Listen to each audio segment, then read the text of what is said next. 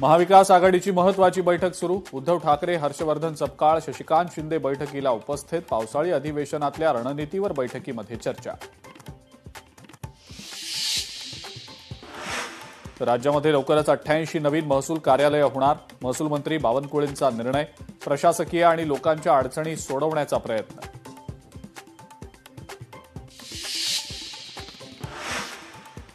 कोल्हापूर जिल्हा परिषद सदस्यांचा जातीचा दाखला अवैध.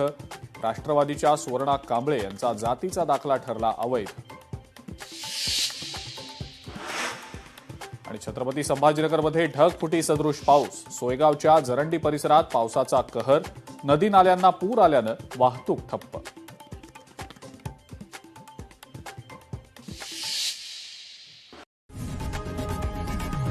लोकशाही मराठी ऐका, पहा, जागरूक रहा.